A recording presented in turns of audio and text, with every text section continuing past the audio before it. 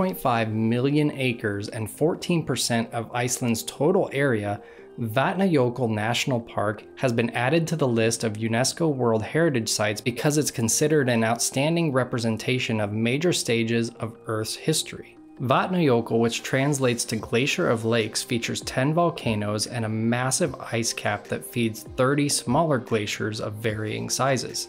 The combination of these two opposing forces has given birth to some seriously magnificent scenery.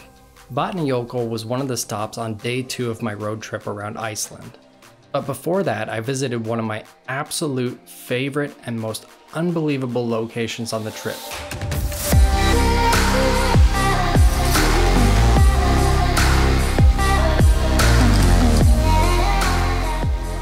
It's like nothing you've ever seen, and it seems like something that doesn't even belong on this planet.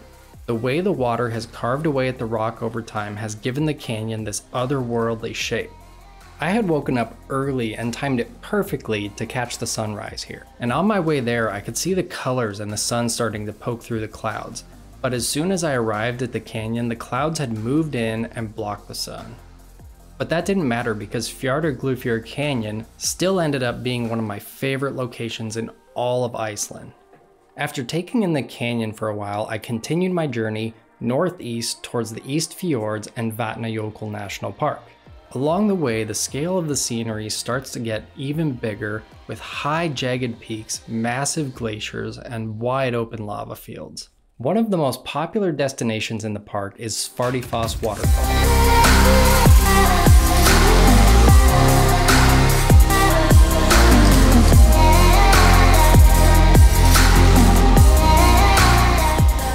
Getting to the waterfall is a nice gradual walk up a well-maintained trail that has unbelievable views the entire way. The trail leads you to the top of a vista where you get your first view of Svartifoss before walking down to the base of the waterfall. While it's not even close to one of the largest waterfalls in Iceland, it's a stunning one thanks to the geometrical basalt columns that surround it on both sides. Since it was autumn, the amount of water flowing over the edge wasn't a ton. I can only imagine how impressive it would be during the spring runoff or midwinter when there's ice hanging from the basalt columns. This next location wasn't originally on my list of places to stop, but as I was driving by, I caught a glimpse of it and I just had to make the stop there, and I am so glad that I did.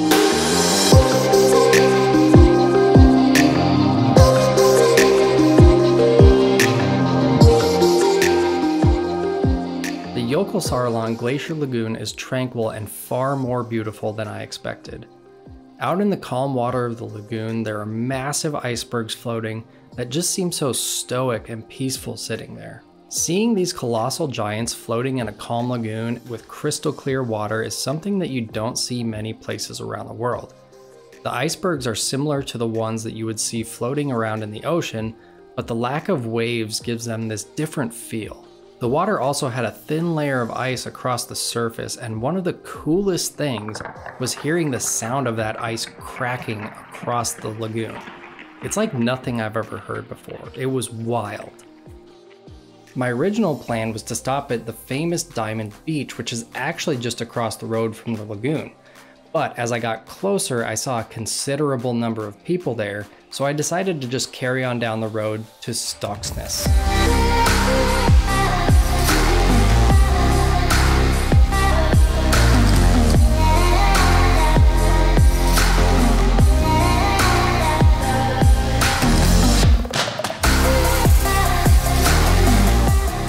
Now, this part of my journey was probably one of the most painful of the whole trip, because I had timed out my day perfectly to catch the sunset at Stokksnes. As I began to see the peninsula in the distance, the light was absolutely beautiful and I was so excited, but as I got closer and closer, the clouds got thicker and thicker. Then, by the time I had arrived, the sun was completely gone and I was stuck with clouds and rain.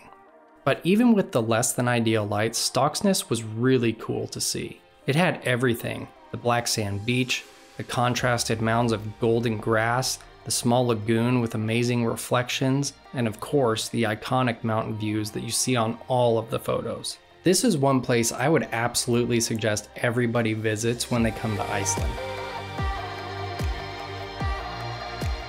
By the time I had arrived at my hotel for the night, it was completely dark out, so I couldn't see any of the scenery around it. But when I woke up in the morning and I stepped out onto my balcony, I was blown away by the view of the fjord. But you'll have to wait for the next episode to see that.